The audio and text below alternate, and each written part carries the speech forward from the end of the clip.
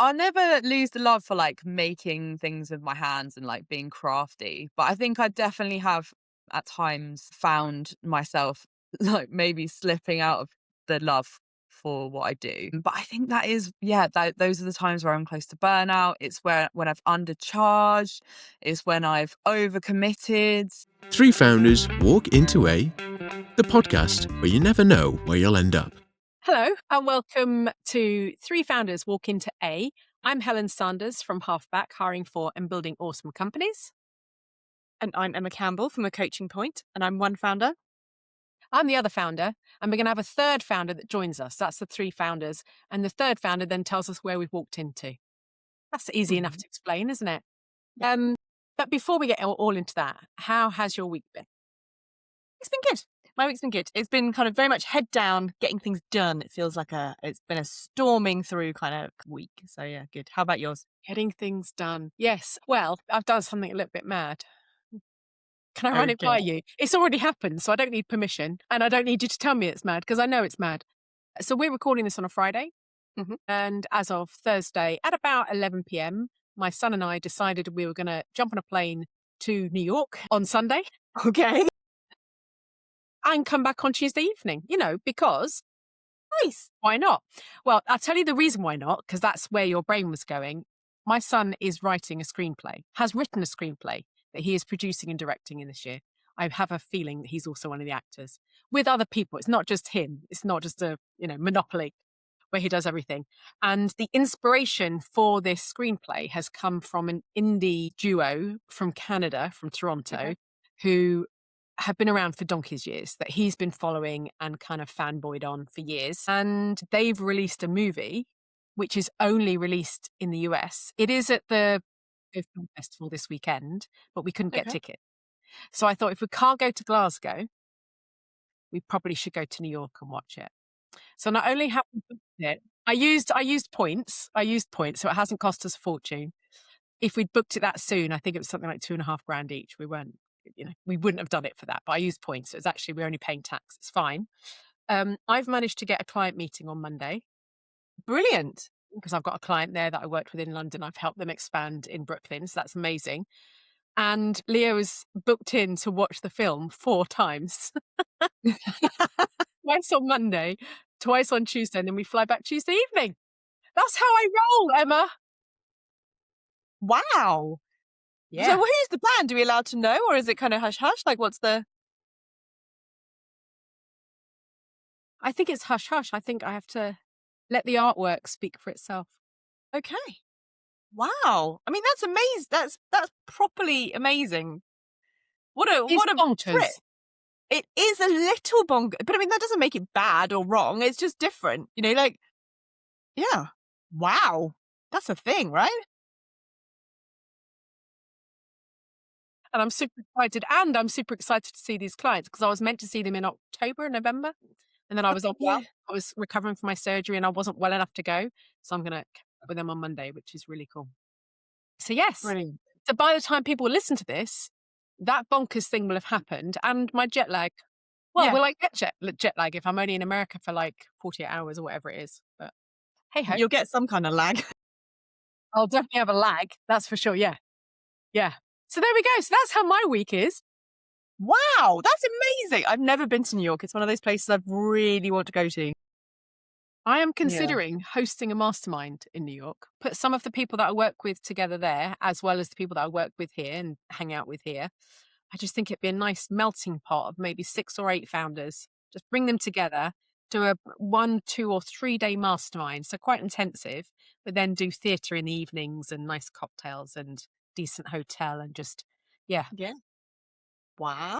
So you never know, you might get to see New York with me.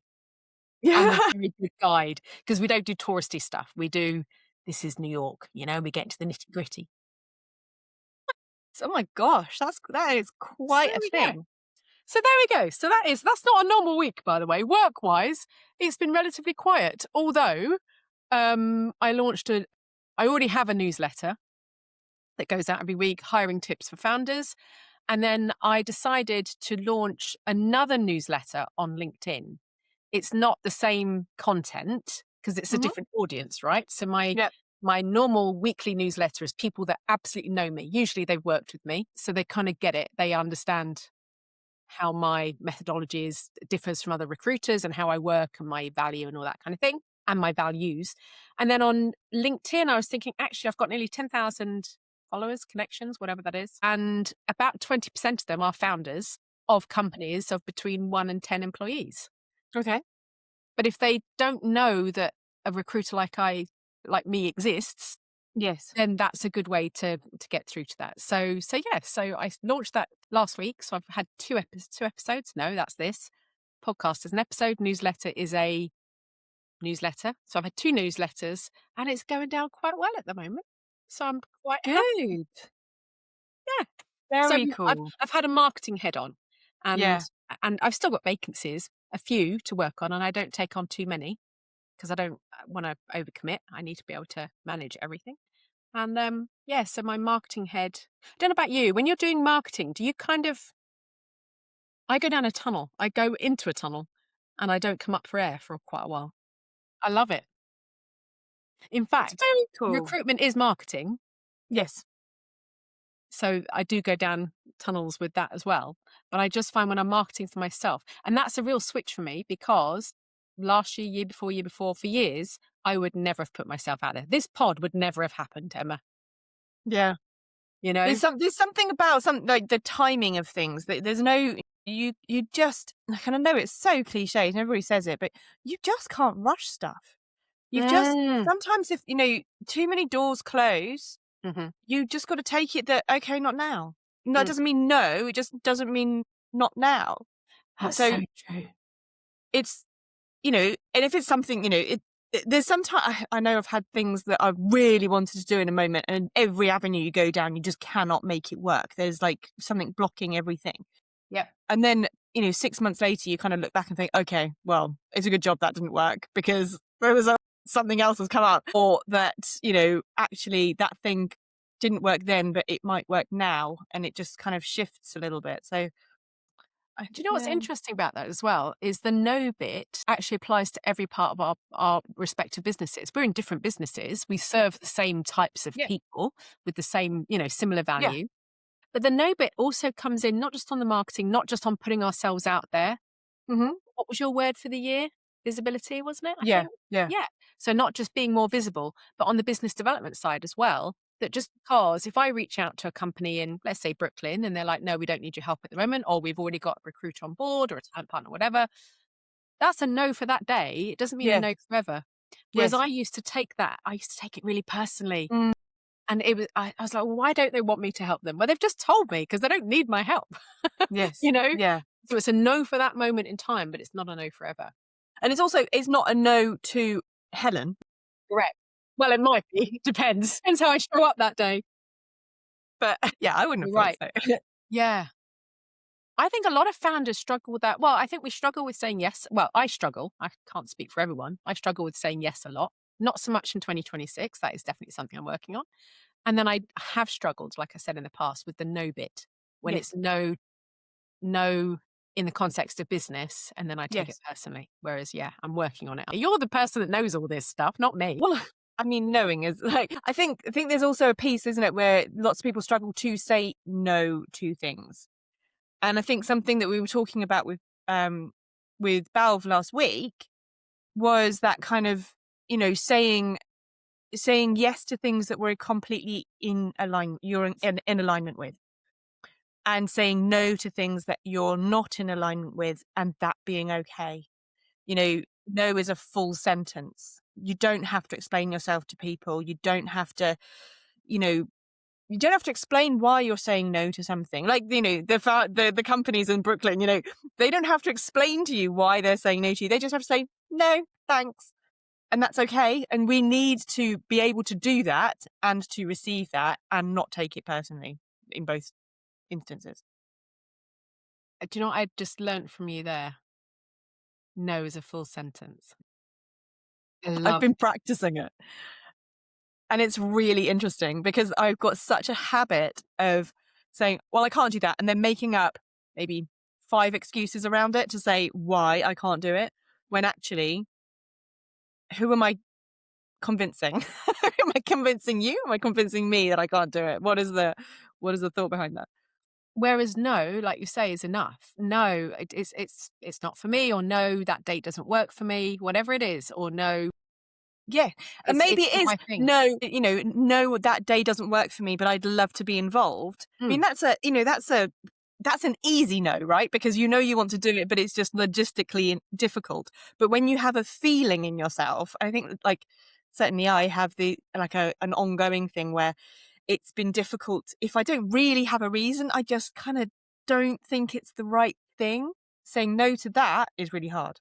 And actually, if you don't think it's the right thing, it's not sitting well with you, it's not a 100% yes, then take a pause.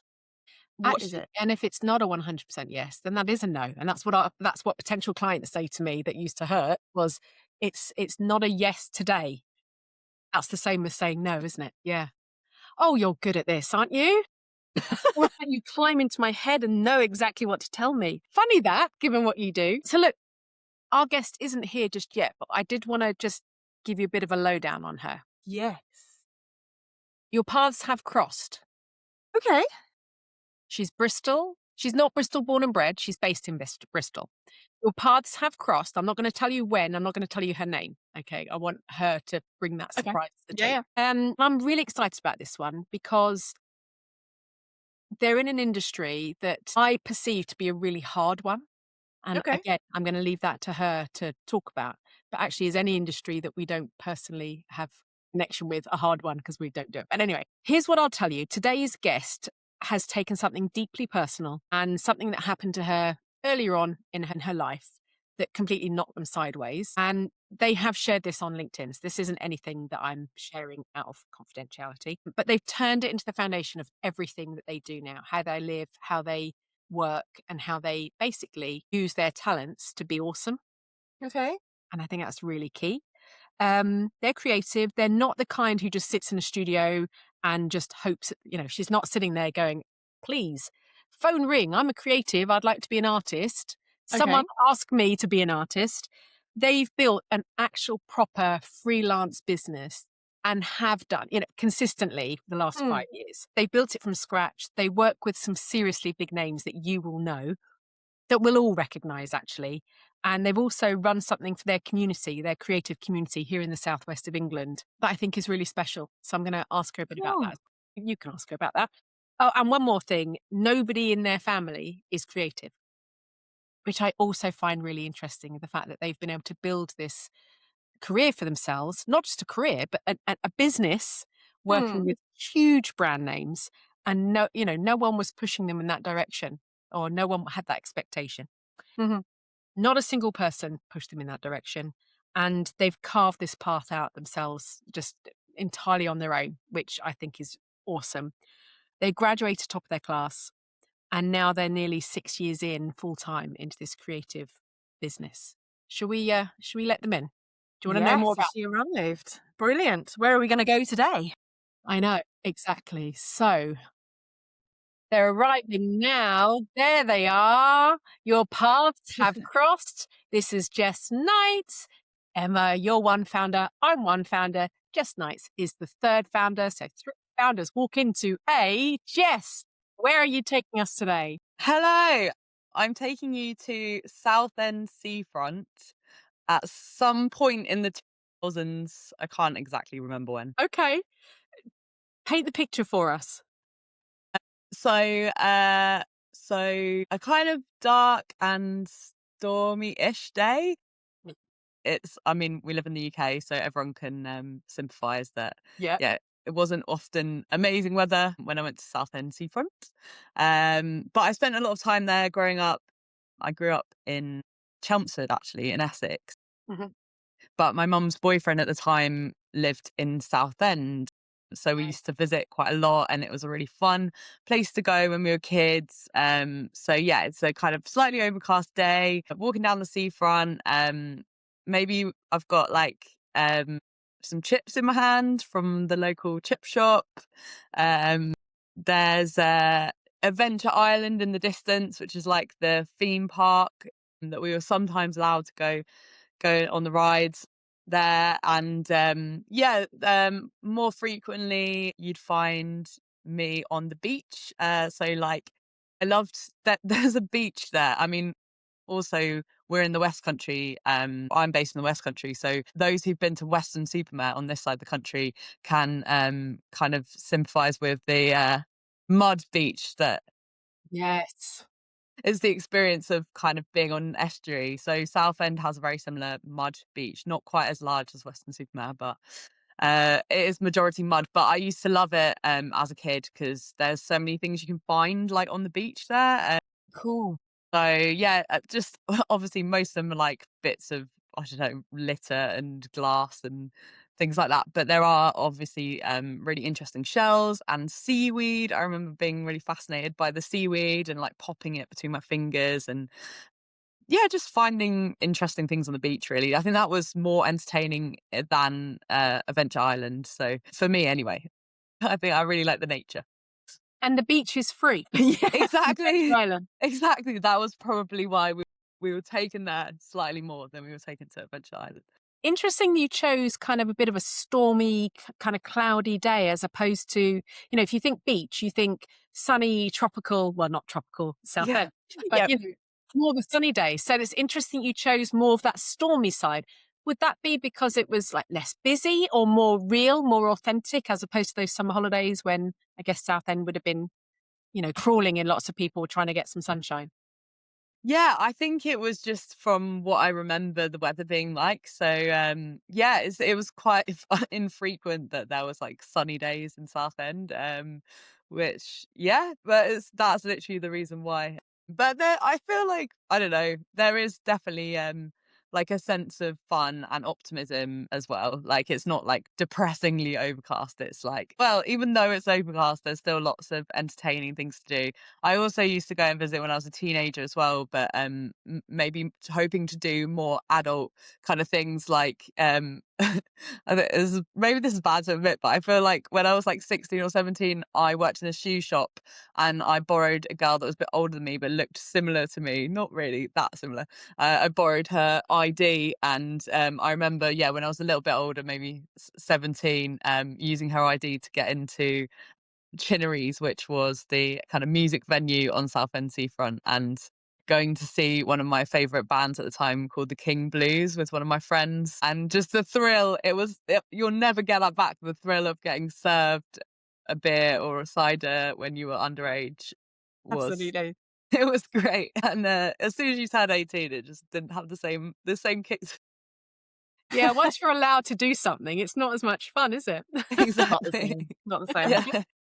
So how can we draw a line then from that beautiful picture that you've painted for us and that we walked into through to where you are now? Yeah, so now I'm Jess, but we've already introduced myself. I'm an illustrator and I'm a workshop facilitator, and I'm based here in Bristol. So yeah, very very different place, and I've been through quite a lot in the interim, but I'm sure we'll talk about that. But I create these like textural, fun, sort of playful illustrations in my like signature style. And I work on commission for organizations in the health, environmental, and social sectors. And then, yeah, like I said, I'm also a workshop facilitator. So I I create these workshops. They're often around drawing and illustration, and nature, connecting to nature, and they help people sort of connect to their own creativity. And yeah, it's just a really lovely sort of thing to do alongside the commissioned illustration, which can be quite a solo pursuit. There's a lot of time alone, and then I also have the kind of community aspect where I run these workshops as well. So yeah. So, like, how did that happen? Like, was that something that came from you? Did you decide that's who you want to work for, or is that happened by accident?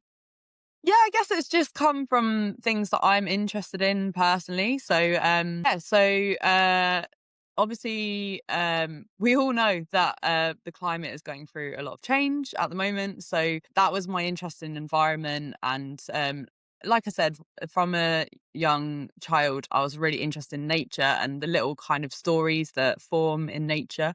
And yeah, I've also got celiac disease, which is a long-term health condition. I was diagnosed with that in my early 20s. So I was always quite interested in, after that diagnosis, always quite interested in the body and the way the body works and like your insides. So yeah, so I started to draw a lot of like kind of health related illustrations as well. So I've kind of naturally fallen into that kind of sphere.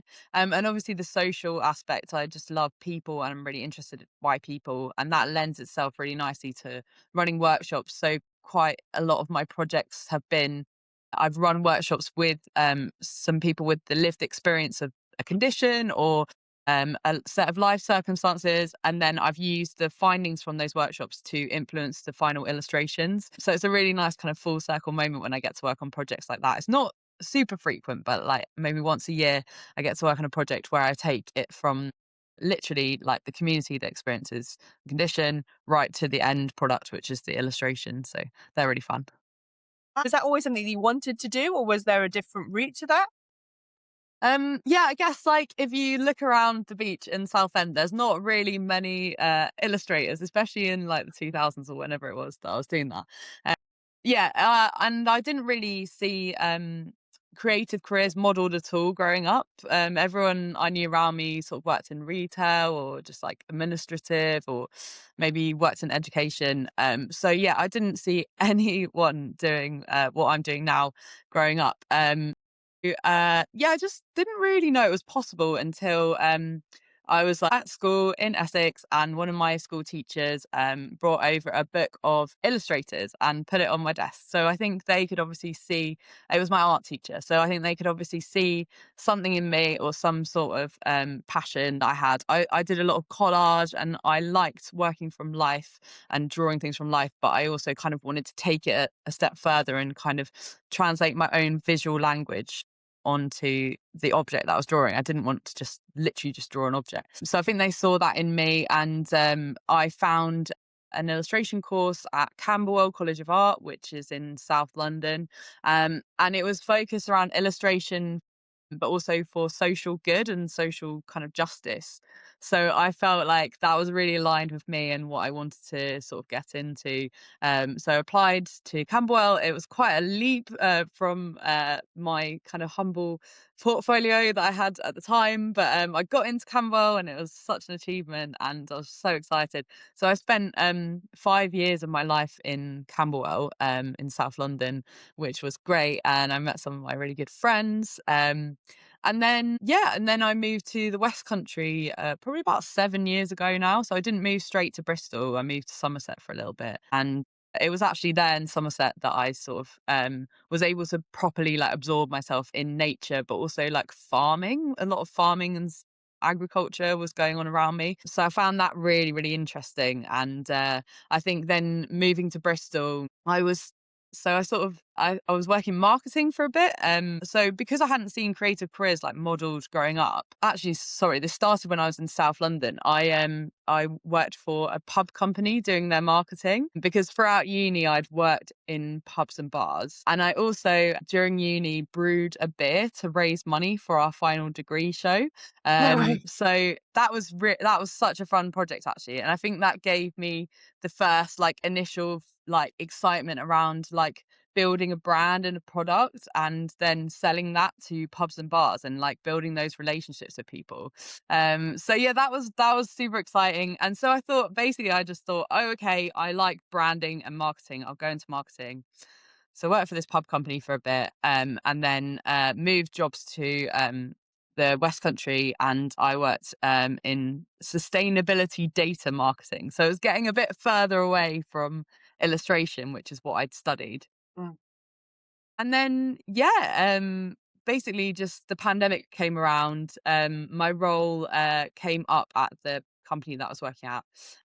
And so I think I realized then that I wanted to go freelance and wanted to get back into working with my hands. So yeah, I basically made the decision to kind of stay in work part time and then build my illustration business. So yeah, that was the kind of decision to go for becoming a freelance illustrator. And yeah, that was probably about 6 years ago now, and 5 years ago, I kind of kicked it all off properly. I think I kind of officially sort of started my business then, and it's kind of taken off from there. So yeah. Do you think the pandemic helped kickstart that thought process to run your own business? Do you know what I mean? Do you think it would have happened had there not been this virus going around the world? Yeah, I just think it gave me a bit more time. Also, Um, yeah, I think I was kind of in a bit of, oh, I think we all were, weren't we? A bit of this like rat race feeling, like maybe I didn't have the belief in myself. I was just like, I think the only way that I'm going to sort of make money is the way that I've seen modeled is to get like a kind of job in like an office or something like that, and to just work in like corporate world maybe. And so I just kind of didn't believe that it was maybe even possible to kind of go freelance and like start your own mm, business. But I think it was definitely pandemic. I think it also might have just been moving to Bristol. There's so many really inspiring small business yes. owners here in Bristol. So I think I saw a lot of that around me when I was here. And I did have a fair few people who kind of, even when I was working in the marketing role, I think people noticed my like more creative side. And I had a few mentors at the time who they were kind of unofficial mentors, but they just kind of took me under their wing and sort of said, you can do this. Like you just need to kind of set up a website and social media accounts and things like that. But yeah, I think if I hadn't had them believing in me, really would have struggled. So yeah, it's really nice to reflect actually. I think it was the pandemic, but I don't want to hold it completely to that. I think it was actually the people who I met along the way. Nice. So, and actually, you've mentioned people along the way Mm. because you had the teacher that believed in you, showed you Yeah. the illustration book. You got into Camberwell, even though for you, you said it was a humble portfolio that you got in on. You still got in, so clearly they saw something in you, Yeah. and then so they believed in you. You've had some mentors towards the beginning of your journey as a founder. Who do you surround yourself with now to help you run your own business and help you with the ups and downs? I presume you have ups and downs in business.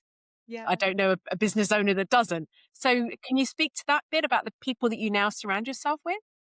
Yeah, so it's actually nice to reflect when you said that point about Camberwell and the humble portfolio. I think I did get in on the merit of I talked a lot about community and how I wanted to build a community around illustration, and I think that might have been what sealed the deal. I just had a feeling when I said that they made a lot of notes in the interview. So so I've always had the streak in me of wanting to kind of build community around illustration, and so again, like now taking it forward to the present day, I think that was like a massive kind of factor in what's helped me to start my business, and it was kind of off my own back as well, just seeking out especially other illustrators in Bristol, and that was when I joined PIP, which is the illustrators meetups for Bristol. And it's supported by the AOI, which is the Association of Illustrators. And they are a nationwide, actually global kind of organization that help illustrators with advice on all sorts of things, not just their work and their portfolio, but also kind of how to sort out business related things, finances, contracts, etc. Mm. So I joined this Bristol-based organisation that's supported by the AOI, called PIP, and I now actually run PIP, which is Yeah. a happy like full circle moment. So I Mhm. organise meetups so that other illustrators can meet each other, and I think like I said, it was these kind of creative characters that I met along the way and these other illustrators that Mm. really encouraged me and helped push me forward and push my business forward, and just this interest in building a community basically. Yeah. Can I tell you what I've learned there? Well, actually, I want to share with you a learning. So you said that when you were interviewed for Camberwell, you think you got over the line because you said about that you wanted to build a community for other Yeah. illustrators. If I put myself in the shoes of the person interviewing you, because I interview a lot of people every month, Yeah, I know. I pretty much know I could place money on the fact that hardly anyone they've interviewed for Camberwell has said the same thing. If Okay. you think about it, they Yeah. are not expecting, if you think about interviewee kind of prowess, how people show up as an interviewee and an interviewer. The Mm. interviewer usually, this isn't how I work, but the interviewer turns up usually knowing what they want to hear. Yeah. I want them to tick boxes when I interview them. So I'm going to ask this question, I want this answer. I'm going to ask this question, I want this answer. Mhm. And there's an interviewee. Usually people are quite in their heads and they practice answers. And you probably did the same. But what you did was show up and be yourself. So you Yeah. probably didn't follow the script that they had in their mind of, I I'm going to don't ask think this I question, did. they're going to give me this answer. So when you saw them scribbling down, when you talked about building community, it's because you broke the mold. Yeah. So you probably did get in. You probably were already in because you still would have to be a talented illustrator. They still needed to see some talent. It wasn't just that answer. But yeah, so that's how I would break that down. What's also interesting that really made me smile is the fact that actually you've had these people throughout your Mhm. career, and now actually you're that person to other illustrators. Yeah, I was reflecting on that a little bit earlier when I was thinking of my beginnings and not seeing anyone around me in this kind of role. And then the fact that I've built and created that is quite a nice like full circle moment as well. Absolutely.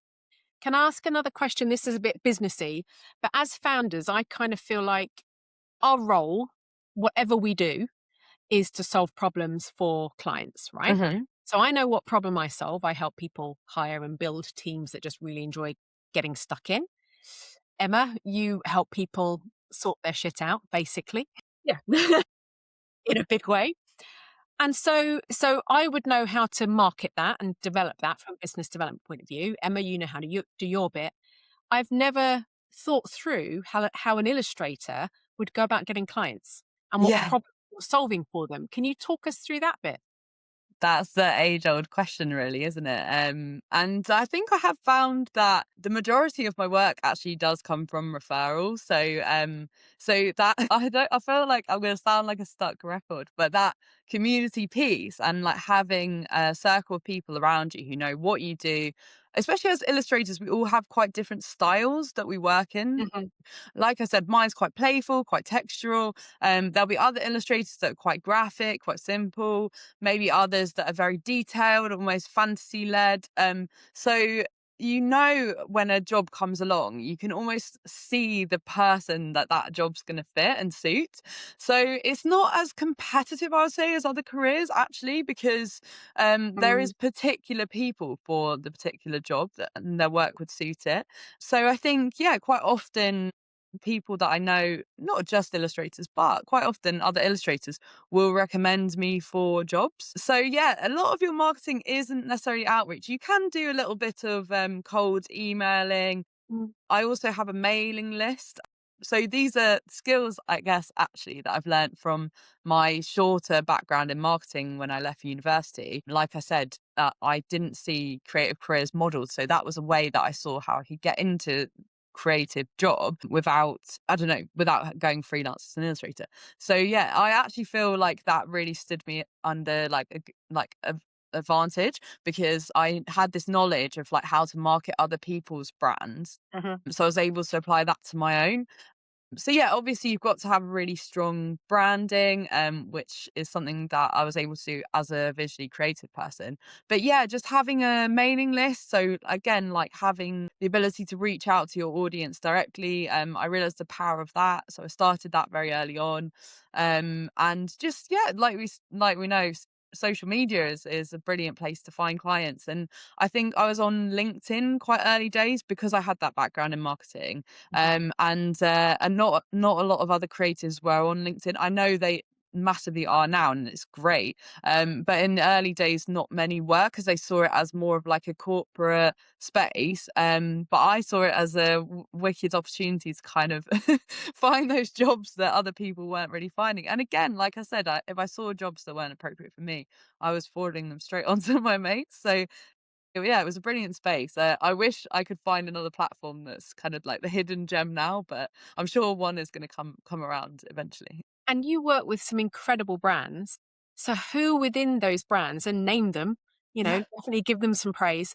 Who within those brands is buying the services of an illustrator, and what are they using your creativity for them? What are they doing with your creativity essentially?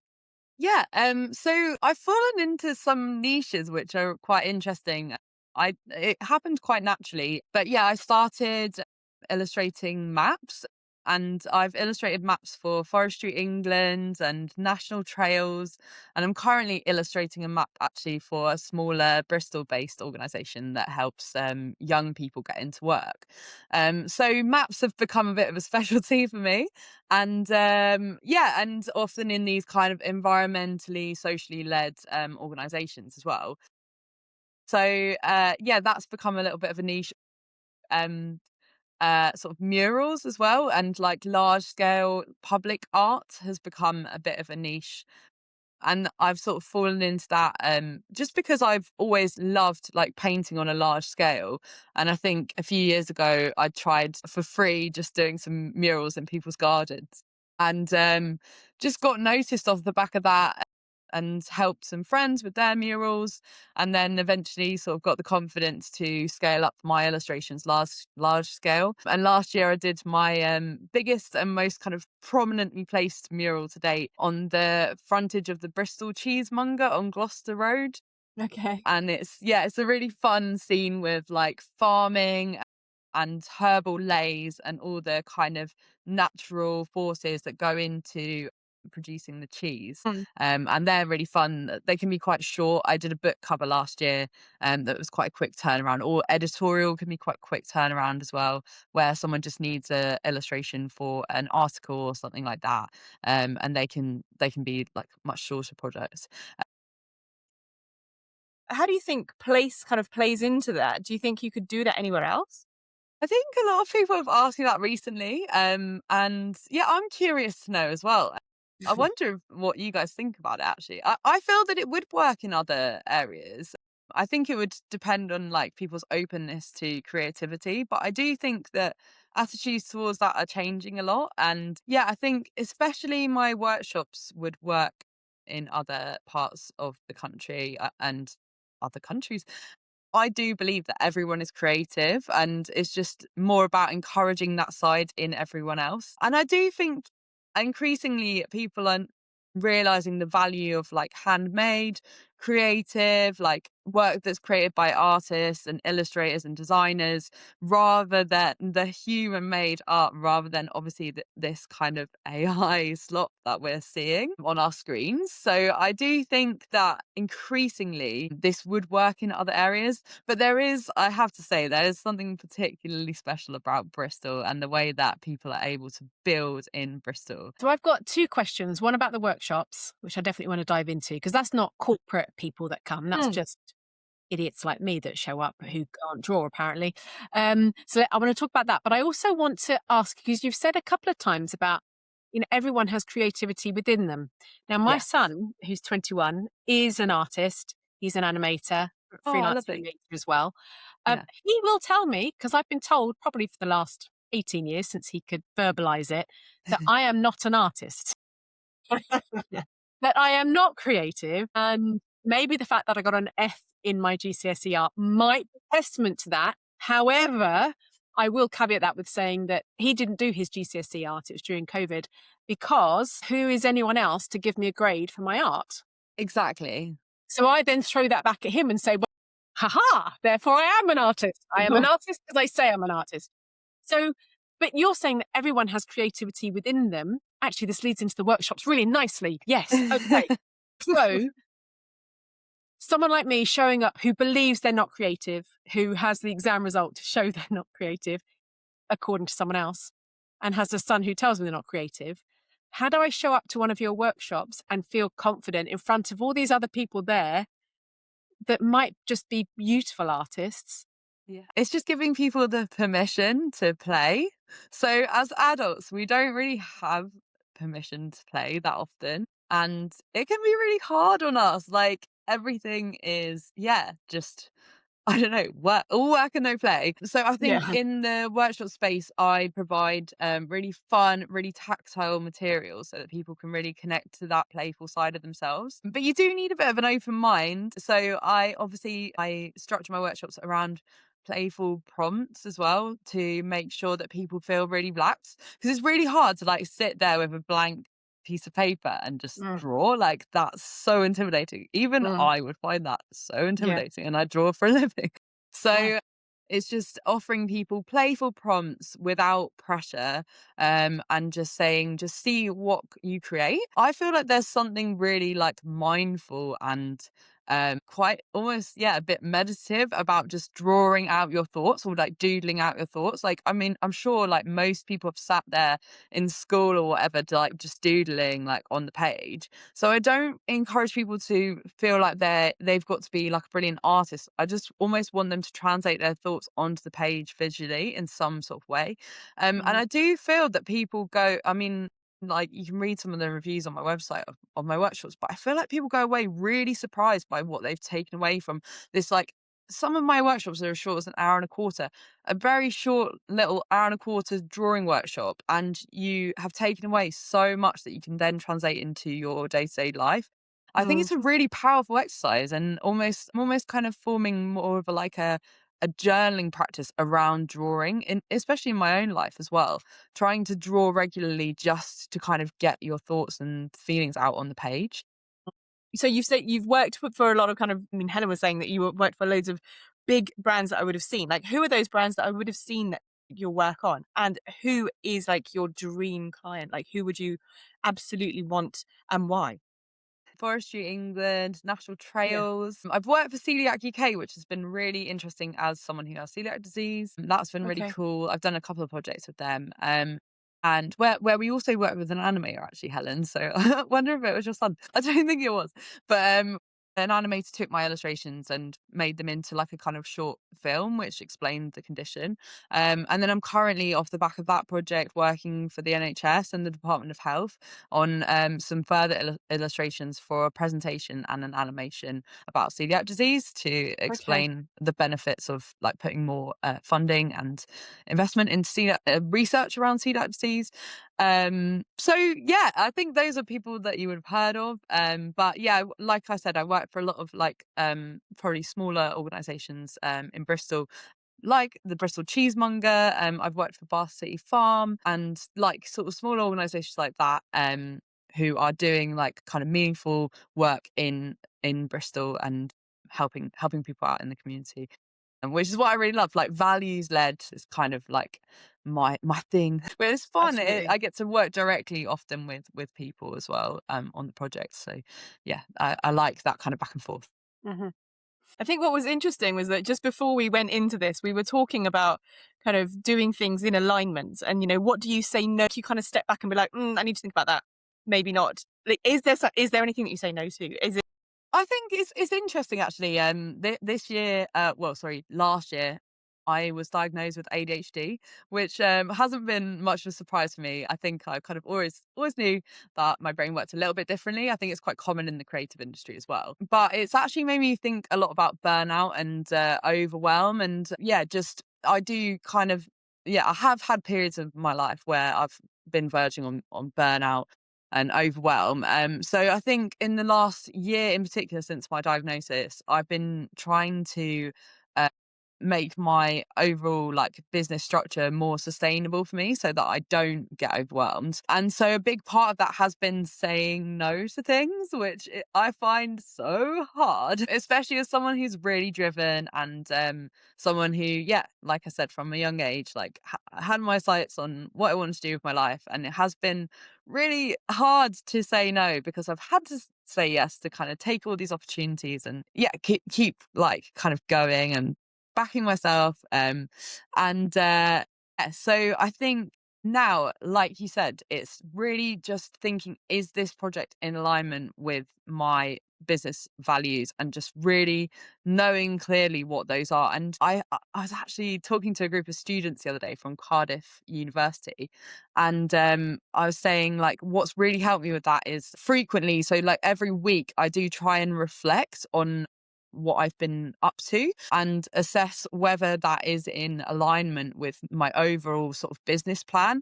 And it sounds so boring. And I was saying to the students, I was like, you get told to do this in university, and you think, oh God, this is so boring. Especially as someone who's creative, you just want to be drawing. But it's taking that little bit of time out of your schedule just to reflect. That has really, really helped me to see, well, what am I enjoying? I mean, you have to be a bit ruthless and you have to just say, like, am I making enough money from this as well, especially as a small business? Obviously, that does depend on like who you're working with, and especially with like values-led organizations. They don't always have lots of money, often they're charities and things like that. So you have to take that into consideration. But like often those are the projects that are really enjoyable. So that's absolutely fine. But if you're not I was saying to students, if you're not enjoying something and it's not paying you very well, you do have to be ruthless. And I think earlier on in my career, I wasn't as ruthless because I needed to keep the business going. But I think now I do feel like comfortable, just about comfortable enough to start sort of saying no quite a bit more. And it does feel really empowering, actually. Don't tell anyone. No, you've got to tell everyone that it's Tell empowering. everyone. Tell Everyone everyone needs that to it's know. empowering. Absolutely. Absolutely. So actually, I mean, what I'm getting, and Emma, I know you want to dive into ideal client. Your ideal client is someone who really values who you are as a Yeah. person, probably your journey to get there. It's not just the fact that you can give them what they need, which is Yeah. the creative piece. It's actually about what you stand for, and probably even more so now, knowing who you are Yeah. in that.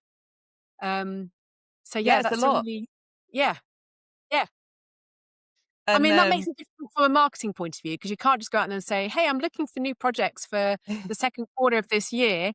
If you're just a really nice client with lots of money, or if you're charity and I don't mind if you don't have much money, but I can do this for your next project, then let's work together. Doesn't really work like that. Or does it? I mean, actually, why doesn't it work like that? I think what I have found is that your personal projects are really important as an illustrator as well. So quite often you kind of neglect them because, especially if you're busy, you can forget sometimes about your personal projects. But I have quite a few personal projects going at the moment. And one of them, which is a really good example, is every year I illustrate seasonal ingredients calendars.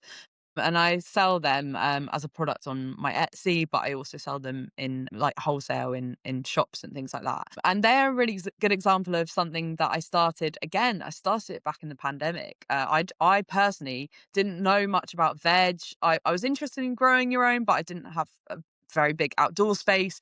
So I was like, what vegetables can I buy from the shops and supermarkets that are actually in season in the UK at certain times of the year?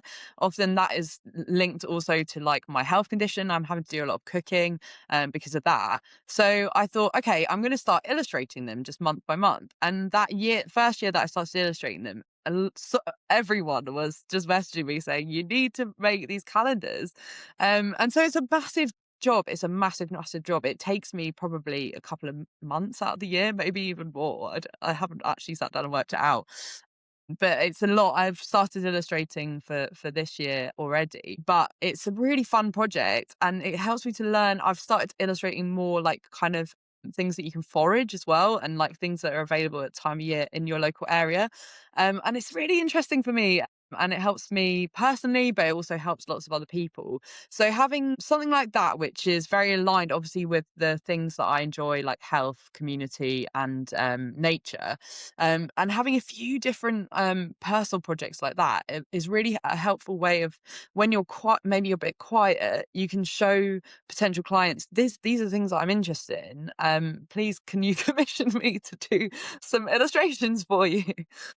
And yeah, I think that it's really important. I think it's easy to put those kind of things aside as well and say, oh, I should be getting out there and cold emailing people. But actually, that is quite boring and it's not that successful. Yeah. Yeah. So, Yeah. And I think the key thing when you run your own business is that you only have certain amount of hours in the day, same as everyone else. yeah, How you choose to invest those hours is really key to your success as a human being on this planet, essentially. Because if you're exactly. successful as a human being on this planet, then your business is bound to be successful as well.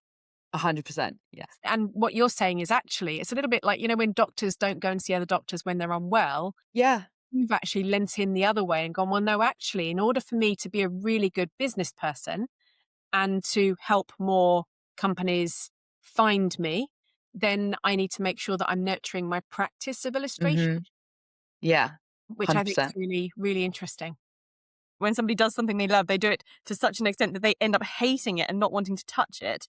Actually, what you're doing by kind of bringing in the passion pieces and the kind of pieces that mean something to you means that you're going to struggle a little bit maybe to get to that point, because you're not selling yourself out at any point, are you? You're doing things Yeah. that you actually really enjoy and you find interesting. And I mean, so much stuff that kind of interlinks with who you are, like the celiac thing, the nature, there's so many things in that really align so nicely. I mean, it sounds like you kind of, what is it that's like that saying, if you do what you love, you never work a day in your life. Like, it kind of Yeah. sounds like you've kind of got a bit of a balance like that going.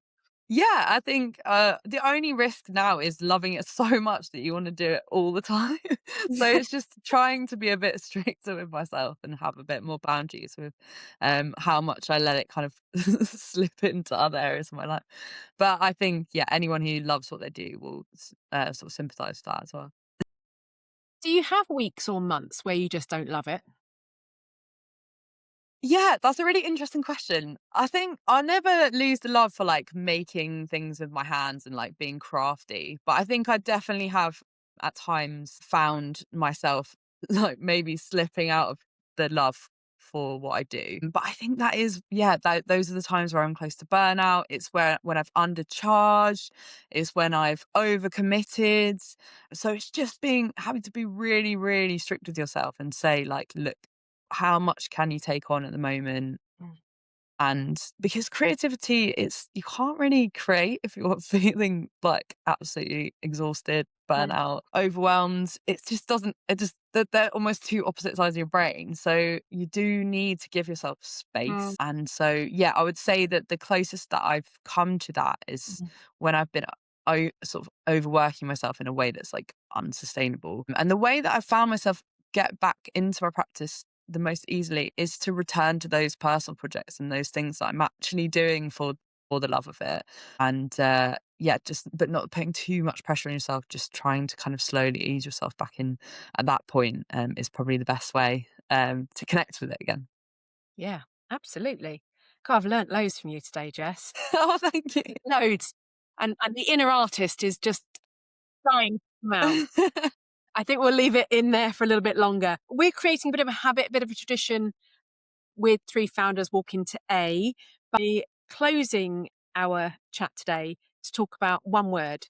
And it has to begin with C, that captures something essential about either your founder journey or your life or what you've learned about yourself today in chatting with us. We've had courage. Yeah. We've had the word coastal as well. Huh? So those are the two words. You're our third guest, third episode, third C word. Thanks. What is your C word? There's some really obvious ones that stand out. I mean, courage is amazing, and I was thinking like courage, confidence, maybe something like that, but that's not mine. And then coastal, I was like, damn it, I already had a coastal like town, like maybe that could have been mine.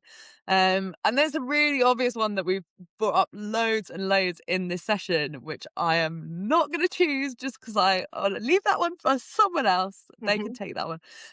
I chose commitment as my word. And I've just been thinking about it a lot, but I just think that it's actually probably a word that a lot of my friends and family would use to describe me. I am a very committed person and a very loyal person. And yeah, and I feel that way about my work, my practice, my creativity. I have been so committed to it and committed to building it since since back in Southend.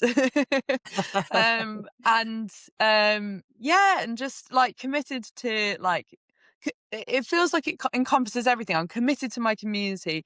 I'm committed to building my own confidence and backing myself. I'm committed to showing up every day. And even if I'm feeling a bit rough, like starting a personal project instead, or yeah, or maybe just working my website if I'm not feeling creative, but like just committed to building my business over the years. So that was my word, commitment. You could so have easily gone with creativity, couldn't you? And I love I the know. fact that I you didn't want didn't. to. I I didn't want to love pick the something fact you didn't. obvious. Yeah, way too obvious. I honestly thought you'd go with community, but the I fact that you did. have commitment is beautiful. And what Mm. I heard when you talked about why you chose the word commitment, and take this as a massive compliment, the fact that you have that commitment to yourself. I think we live in a world where we feel that we have to commit to others Yes. first and only then do we commit to ourselves. Or maybe maybe that's how I feel about No, commitment, you're and so that's right. something that I'm working on. So the fact that you've recognized not only is commitment really important to you, but it's actually really important to commit to you. I Yes. love that. That's actually given me goosebumps. So thank you. Because when you're depleted, you can't like give to others, and I have definitely found that with running the public workshops as well. Is that if I'm not feeling okay in myself, like I can't hold space for other people to feel creative. So yeah, it's so important to commit to yourself and look after yourself in that way as well. Yeah. Fantastic. Thank And you we've so had much. courage, coastal, and commitment. All three words could apply to you, which is incredible, which I absolutely love. The fact that last week we had coastal and then you took us to the coast this time Yes. was So amazing. random. Yeah. That's so Didn't random. know about that as well. Yeah, so thank you for that. And Jess, we'll put all the links for everyone to your ideal clients to find you, whether they're charities or big brands with more budget. But yeah, we're rooting for you. We adore you. And I can Shall we say talk that. about my dream client as well, just really Yeah, go quickly? on. Talk to us about your dream client. Yeah. I Who was just are they? thinking we missed it out. I don't have any names in particular, but I think I would love to I've been thinking about this for a couple of years actually. Work for a big museum like type organization, or like maybe like a heritage project or something like that. And illustrate not only I could illustrate a map of whatever this thing is. Maybe it could be a garden, or like just I don't know, something like that, museum, garden, heritage. Because I'm quite into like history and things like that, but I've not really done loads of projects like focusing on like local history and things like that. So yeah, illustrating like a map to do with that, and then also like a handbook, and then maybe a big sort of mural in the actual physical space as well. So tying it all in together, this kind of like all-encompassing project, and like things offshoots as well. Like some of the illustrations could be used on the website and on the social media, and it could all be like kind of pulled together into this one kind of physical space, and then also the kind of digital space as well. So yeah. I love that. I love that. And I think we'll wrap it up there. And I'm going to ask whoever's listening to this, if you know someone that needs to know about Jess, then you need to put this podcast in front of them. Three founders walk into the podcast where you never know where you'll end up. So Emma, that was Jess Knights. She's like a whirlwind of creativity. But she's just so natural. I think she just is. She's not trying to be anything she's not. She's just is. That's who she is. She's not pretending. She's not making effort. Not that she's not making effort, because she is. But do you know what I mean? There's nothing about her that's fake. She's just real. She knows who she is, and so therefore she's living that. And maybe, you know, when you have a health issue, you know, early in your 20s, that kind of redefines things for you. And then again, to have that diagnosis of ADHD last year, but knowing that that was not a surprise to her as well. She's like, yeah, of course, I knew that, but she had the validation. What did you learn the most from Jess?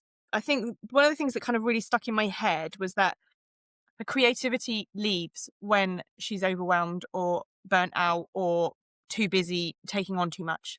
Like that's almost like the canary in the coal mine. That's what I wrote down, canary in the coal mine. Like that, you know, and I think it's so true, isn't it? That the thing that you love doing starts to become difficult or hard. And I'd also liked that, you know, when she's not feeling particularly creative, she goes and does her website. Like most people would consider that relatively creative. Yeah, absolutely. And do you know what I really loved was I was about to wrap up and they said, oh no, can I just come back to you about my ideal client? Yes, you absolutely can. Yes. You know, that is someone who actually knows what they want and is not afraid to ask. And so I would just reiterate, if you are listening to this now and you feel that, like, if you know anyone in your network, have a look on your LinkedIn. Do you know anyone at these massive museums? Do you know anyone at the stately homes that you could introduce, put Jess in front of? If nothing else comes from this but an introduction, that would just be phenomenal, wouldn't it? Yeah. I mean, what a guest. So that's our third episode. So we've had 3 C words now. So we've had courage, we've had coastal, and we've had commitment. Yeah. Oh, again, her choice of C word was phenomenal. So good on. Because you can go easy. And that's what I'm really liking about the C word piece, because it's all the way through. I'm like, community, it's got to be community. through. Creativity. If it wasn't going to be creativity, it was going to be community. And then she said, no, I'm not going to do the obvious. And I really like that choice. So, and the fact it was courage. personal. Yes. Yeah, absolutely. And also that courage and coastal could have been her words too. I reckon that'll be a theme all the way through, that every founder we speak to, pretty much all of them, whether coastal applies or not, I don't know. But, courage would probably apply to every founder we speak to. I mean, who doesn't like the beach? Well, I suppose some people don't like the beach, but some people don't like the beach. But the beach coastal doesn't necessarily mean beach, does it? So, no, it isn't. Yeah. Yeah. Good. Okay. Well, that's week 3 done. Episode 3 of 3 Founders Walk Into A ... If you enjoyed today's conversation with Jess, then please share it far and wide. Have a look at your network. Do you know anyone that could be her ideal client? If so, please put them in touch. If you do nothing else today, do that. And if you can, leave us a review. I say that with my heart in my mouth. Huh. So, go gentle. Constructive, kind feedback is good. Constructive, that's another C word. 3 Founders Walk Into A. New episodes every Friday.